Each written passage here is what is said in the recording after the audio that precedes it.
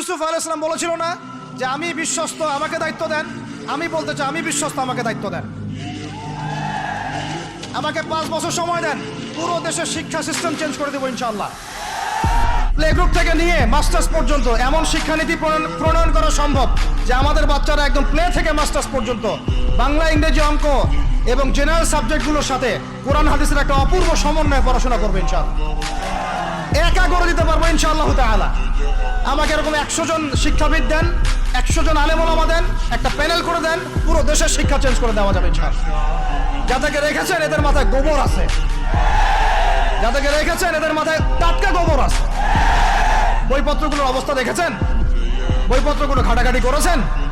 সমকামিতা প্রমোট করছে আমাদের দেশের মধ্যে, ট্রান্সজেন্ডার প্রমোট করছে আমাদের দেশের মধ্যে, আমাদের বাচ্চা কাচ্চা কচি কাঁচা বাচ্চাদেরকে শারীরিক শিক্ষার নামে যৌন শিক্ষা দিচ্ছে।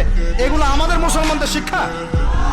এটা চলতে থাকলে দেখবেন অচিরেই কোনো মানুষ বাচ্চাদেরকে স্কুলে পাঠাবে না, এটা অরুচি ধরে যাবে। তখন কি হবে? কোটি কোটি স্কুল, কলেজ, বিশ্ববিদ্যালয়ে খা খা করে পড়ে থাকবে, কেউ পাঠাবে না ওখানে। তখন মাদ্রাসার দিকে মানুষ ঝুঁকবে আরো বেশি।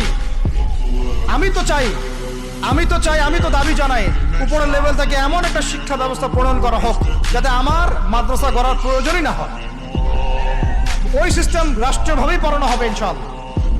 আপনি মালয়েশিয়ার দিকে তাকিয়ে দেখেন, আপনি এই যে ওয়েস্টার্ন কান্ট্রির মধ্যে অনেক কান্ট্রি আছে, অস্ট্রেলিয়ার মতো জায়গাতে আছে, ব্রিটেনের মতো জায়গাতে আছে, কোনো কোনো ক্ষেত্রে আপনি লেবাননকে দেখেন, ইয়েমেনকে দেখেন, জর্ডানকে দেখেন, কাতারকে দেখেন, সৌদি আরবিয়াকে দেখেন, অনেক কান্ট্রি আছে। ভালো কাজের তো প্রশংসা করতে দোষ নাই, দোষ আছে? এমনকি অনেক পশ্চিমা কান্ট্রিতেও একদম উপর লেভেল থেকে ইসলামিক সিলেবাস প্রণয়ন করা হয়েছে। তার মানে এমন না যে তারা সায়েন্সকে গুরুত্ব দেয় নাই, ম্যাথকে গুরুত্ব দেয় নাই, ফিজিক্স পড়ায় নাই, অ্যাস্ট্রোফিজিক্স পড়ায় নাই, ইকোনমিক্স পড়ায় নাই, বিষয়টা এমন না। তারা ফিলোসফি পর্যন্ত পড়িয়েছে। ঘাটাঘাটি করেন, অনলাইনে সব মজুদ আছে। এমন শিক্ষানীতি প্রণয়ন করা সম্ভব একদম প্লে থেকে নিয়ে মাস্টার্স পর্যন্ত। আমার ছেলে ইমামতিও করবে, এদিকে বিমানও উড়াবে ইনশাআল্লাহ। আমার মেয়ে ডাক্তারও হবে, এদিকে দেখবেন হাফেজাও হবে ইনশাআল্লাহ। একজন মুফতি সাহেব, তিনি ফতোয়াও দিবেন, একই সাথে বিশ্ব অর্থনীতি সম্পর্ক জানবেন ইনশাআল্লাহ। একজন আর্মি অফিসার, তিনি যেমন সামরিক ক্ষেত্রে লিডার হবেন, তেমনি দেখবেন ফিকহের কিতাব মোতালা করে ফতোয়া দিতে পারছেন ইনশাআল্লাহ।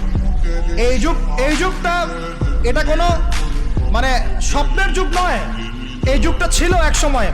বেশি দিন দূরে যেতে হবে না, আপনি 200, 300, 400 বছর পিছনে যান, দেখবেন মুসলমানরা এমন সোনালী যুগ পার করে আসছে।